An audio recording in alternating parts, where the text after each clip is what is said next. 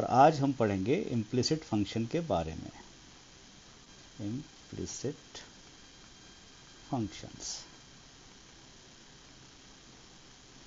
बच्चों, अभी तक जो हमने फंक्शंस के डेरिवेटिव्स देखे थे उसमें y को क्लियरली एक्सप्रेस किया गया था से 2x²। एक एग्जांपल ले लेते हैं, cos x plus 5 log x plus 3। Suppose करिए ये कुछ हमारे पास एक एग्जांपल है। तो y देखिए यहाँ पर क्लियरली एक्सप्रेस्ड है in terms of x। y is clearly expressed in terms of x. These kind of functions are known as explicit functions, जो clearly expressed हैं. And these kind of functions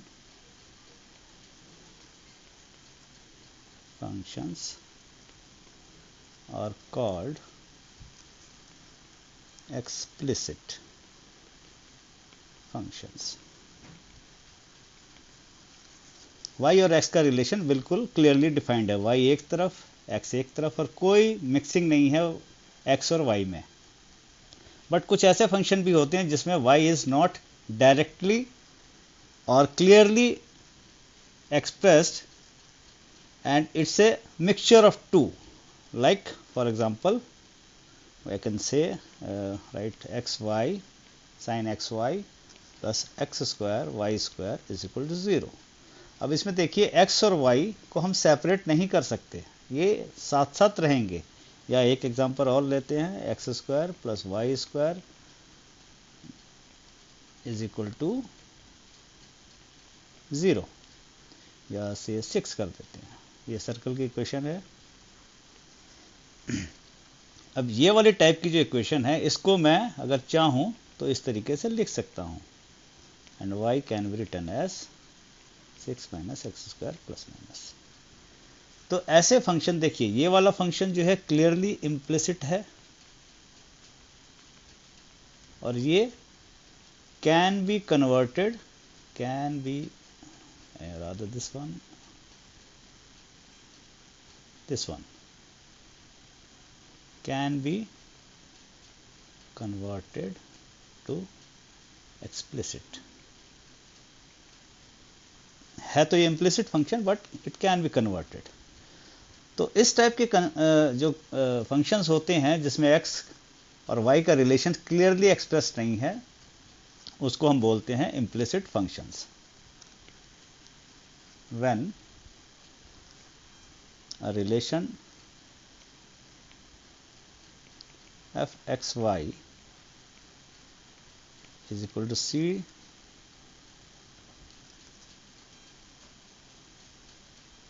is given, this kind of relation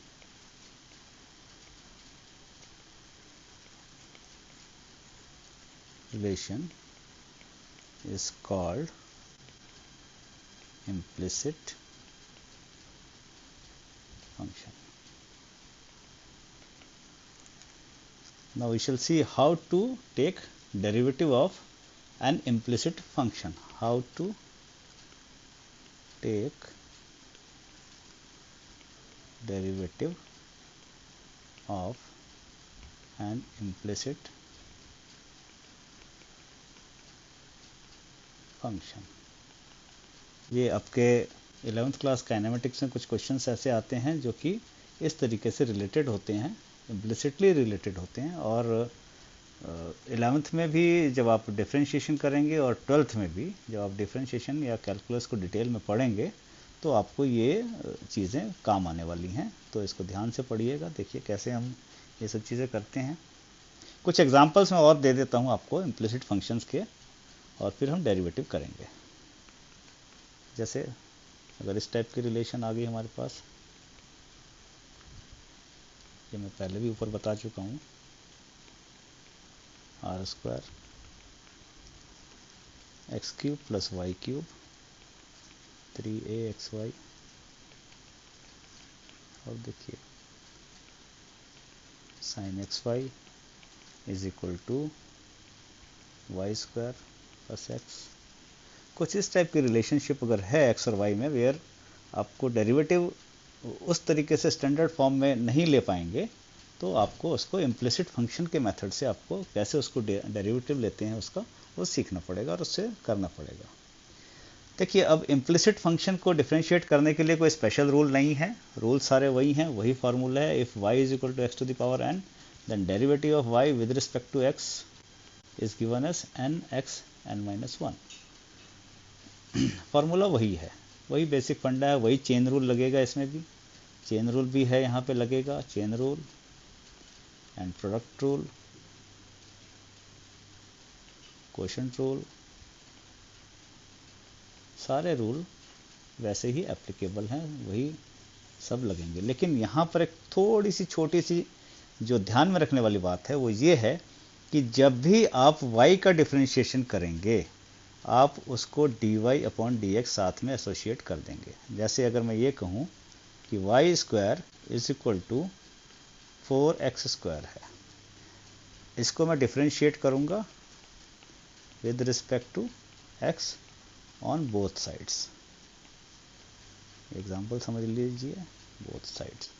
तो मैंने ये बात कही है कि y का जब भी डिफरेंशिएशन होगा तब आप dy बाई dx को y के साथ एसोसिएट कर देंगे। कैसे करेंगे? देखिए, दोनों से डिफरेंशिएशन करते हैं तो 2y, वही वाला फॉर्मूला मैंने लगाया है, y का स्क्वायर d अपॉन dx अगर है तो मुझे ये लिखना है 2y n-1 हो जाएगा एंड dy अपॉन dx। और इन जनरल अगर मैं इसको इस तरीके से डिफाइन कर दूं n की टर्म्स में yn, तो इसको डिफरेंशिएट करने के लिए n y n-1, और क्योंकि y का डिफरेंशिएशन है ये तो dy अपॉन dx। बस इतनी सी बात आप ध्यान रखिए। बेसिकली चेन रूल है, चेन रूल ही लगाया है हमने, और इसके साथ dy अपॉन dx को रख दीजिए, साथ में मल्टीप्लाई कर दीजिए, और इसका डेरिवेटिव हो जाएगा 4 to the 8 एंड x। अब dy अपॉन dx को एक साइड में, क्योंकि हमें यही चाहिए, तो 4x अपॉन y, चाहे तो आप y की वैल्यू डाल लें या अगर नहीं भी डालेंगे तो चलेगा, यहाँ तक भी आपका आंसर सही है। तो आपने ध्यान यही रखना है, इस फॉर्मूले को आपने जब भी आप इम्प्लिसिट फंक्शन को आप करेंगे तो ये फॉर्मूला आपने ध्यान में रखना है। देखिए, और एग्जांपल लेते हैं हम, छोटे छोटे एग्जांपल लेंगे, बहुत बड़े एग्जांपल नहीं लेंगे, छोटे छोटे एग्जांपल लेंगे। देखिए कैसे करते हैं। ये एग्जांपल नंबर हो गया 2 हमारा, y square is equal to 2x square plus y। Again I write differentiate both sides with respect to x। तो देखिए इस साइड क्या हो जाएगा, वही मेरा फॉर्मूला क्या था, d upon dx of y to the power n is equal to n y n-1 and dy upon dx according to chain rule. ये चेन रूल ही है, ठीक है। देखिए, तो 2y dy अपॉन dx हो गया, जहाँ पर y का डिफरेंशिएशन किया है उसके साथ dy अपॉन dx। यहाँ पर हो जाएगा 4x, यहाँ नहीं लगेगा dy अपॉन dx, और प्लस dy अपॉन dx, ये y है सिर्फ। अब dy अपॉन dx की टर्म्स को एक साइड कर लीजिए, तो 2y minus 1 dy upon dx is equal to 4x, and this can be simplified as dy upon dx is equal to 4x divided by 2y minus 1. This is the answer. एक example और लेते हैं, x square plus Y square is equal to r square. देखिए, इसको चाहें तो हम इसको एक्सप्लिसिट फंक्शन में चेंज करके इसको इस तरीके से भी सॉल्व कर सकते हैं। आप इसका y का अंडर रूट ले लीजिए, इधर r square minus x square, ये आप करिएगा, मैं आपको इम्प्लिसिट फंक्शन की तरह इसको सॉल्व करके दिखाता हूँ। ये आपके लिए होमवर्क है, आप इसको dy एंड dx इस तरीके से आप निकालिए और कंपेयर करिएगा कौन सा मेथड ज़्यादा इजी है। देखिए, differentiating both sides with respect to x, so you get x square का हो जाएगा 2x प्लस 2y, और y की टर्म डिफरेंशिएट किया तो dy अपॉन dx लिख दीजिए साथ में, is equal to r is a constant. तो ये 0 हो जाएगा। So we get 2y dy upon D x is equal to -2x। 2 से 2 कैंसिल कर दीजिए, dy अपॉन डी एक्स बच गया आपके पास -x अपॉन पाई। देखिए कितने ईजिली ये सॉल्व हो रहा है। और कंपेयर करिएगा आप दूसरे मेथड से भी। देखिए ये एक छोटा सा एग्जांपल और है, साइन एक्स वाई। देखिए again differentiate with respect to x on both sides.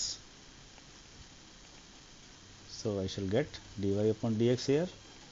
देखिए साइन का हो जाएगा कॉस एक्स वाई, ठीक है, क्योंकि यहाँ पर स्टैंडर्ड टर्म नहीं है तो यहाँ पर क्या है ब्रैकेट में। अगर आप मेरी पिछली वीडियो देखेंगे तो उसमें मैंने चेन रूल की वीडियो है, चेन रूल, उसमें मैंने आपको एक आलू मेथड, एक फनी मेथड आपको समझाया है।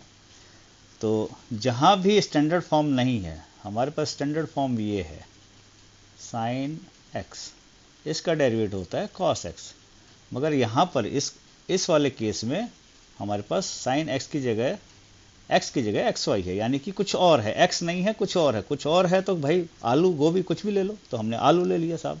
और जहाँ आलू है तो आलू को डिफरेंशिएट कर दीजिए, d Y upon D x of आलू। तो ये हमारा आलू था, साइन का हो गया कॉस, इसको एज इट इज लिख देंगे और डिफरेंशिएट द आलू। So you get cos X Y, इसका differentiation by product rule, first function derivative of second function plus second function क्या है भाई, y है, derivative of first function is 1, so this is like this. So cos X Y into D Y upon D x plus Y cos X Y, और इधर D Y upon D X तो था ही, तो D Y upon D x की terms को आप एक साइड ले जाइए। D Y upon D X क्या हो गया जी, 1 minus X cos X Y is equal to Y cos X Y, और इसको आप क्रॉस मल्टीप्लाई कर दीजिए तो हमारे पास D Y upon D X आ गया, वाई cos एक्स वाई। बहुत सिंपल है ये, कुछ भी इसमें स्पेशल नहीं है, cos एक्स वाई। आपको चेन रूल अच्छे से आना चाहिए, चेन रूल की प्रैक्टिस अच्छे से हुई होगी। और एक छोटा सा जो मैंने फार्मूला बताया है कि भाई जहाँ भी y की टर्म्स हैं उसको d Y upon D x ज़रूर लिखना है। चलिए एक लास्ट एग्जांपल और करते हैं, x cube plus Y cube is equal to 3axy। देखिए डिफरेंशिएट करिए both sides, differentiating both sides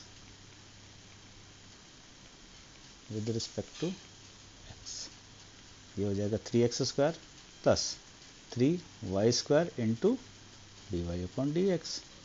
वही फार्मूला लगाया हमने। देखिए अब यहाँ क्या होगा, यहाँ पे फिर x और y दो अलग अलग फंक्शन है, तो वही प्रोडक्ट रूल लगाएंगे यहाँ पर, first function derivative of second function. देखिए प्रोडक्ट रूल को आप जैसे मैं कर रहा हूँ, फर्स्ट फंक्शन इंटू डेरिवेटिव, इस तरीके से अगर करेंगे तो आपके लिए बहुत ईजी हो जाएगा। आपको ऐसे रट जाएगा ये फार्मूला कि कभी आप गलती कर ही नहीं सकते।